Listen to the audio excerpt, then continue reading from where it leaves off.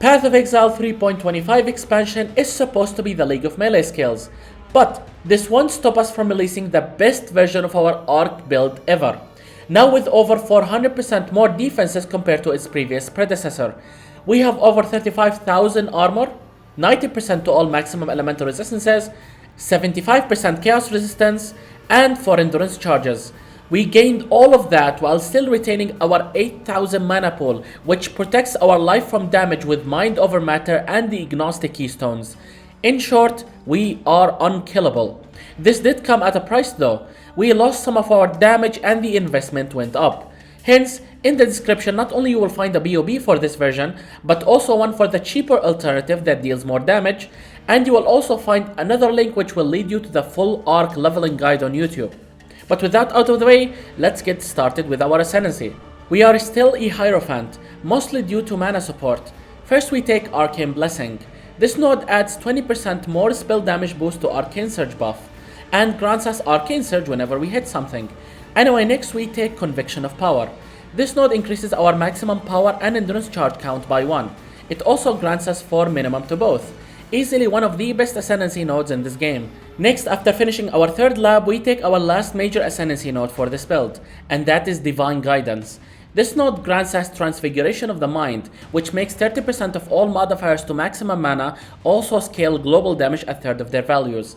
The node also increases our maximum mana and makes 10% of all damage we take to be taken from mana before life, which stacks with Mind over Matter. But with that we are done with our core Ascendancy nodes. If you're wondering about what to do with the last lab points, then just take the small mana nodes that branch off from the nodes we already taken, because the rest of the big notables in the Ascendancy are practically useless for us. But anyway, now let's take a look at our passive tree.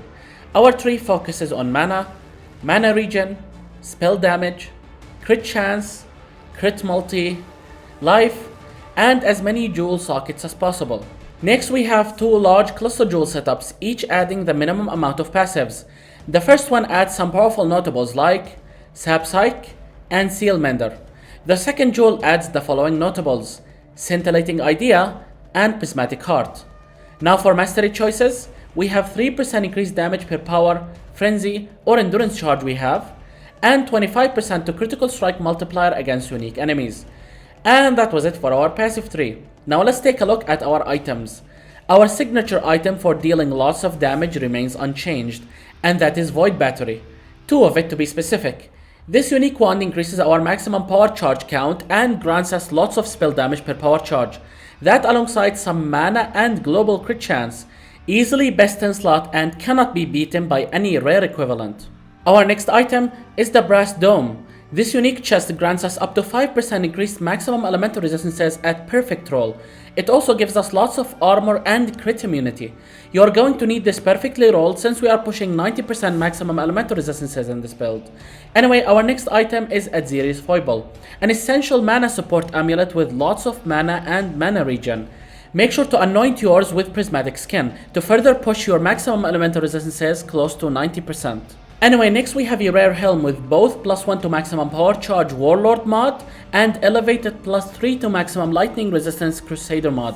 To get both together, prepare 2 separate influenced helms, each with one of these mods, and then combine them together with Awakener's Orb. The remaining mods are going to be random, but you should at least try to get an empty prefix to craft mana on it.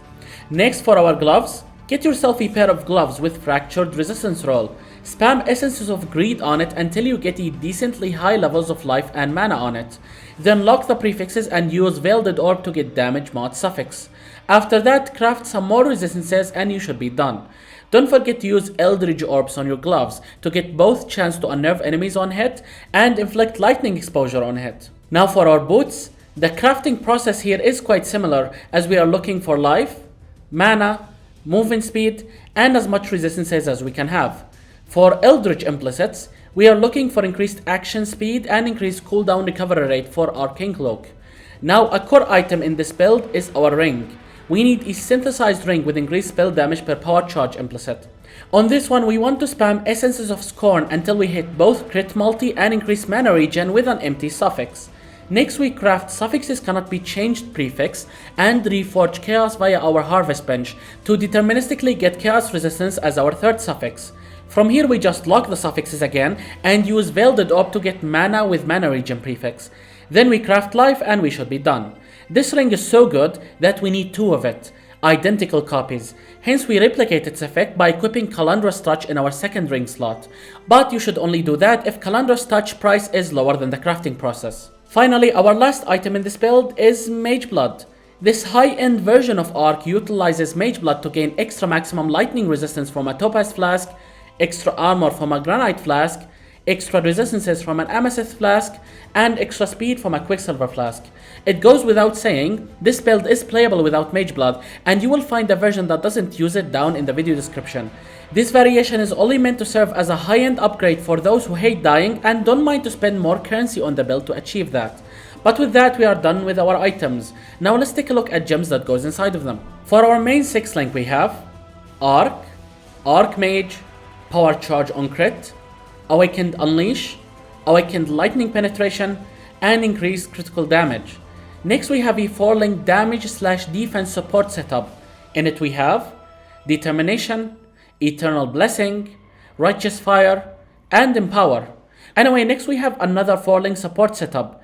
This one contains Arcane Cloak, level 20 Arcane Surge, Increased Duration, and Enhance. Now for our movement setup, we have Lightning Warp, Faster Casting, Less Duration, and Swift Affliction. Many people hate Lightning Warp, and that's understandable. Just use Dash or Frostblink instead. Finally, we have a 3-link setup with some leftover gems. We got Conductivity, Summon Lightning Golem, and Faster Casting. And with that, we are done with our gems. Now let's talk about jewels. First, we have a Militant Faith Timeless Jewel that mentions High Templar Dominus specifically. Place this one in this socket to maximize its effect.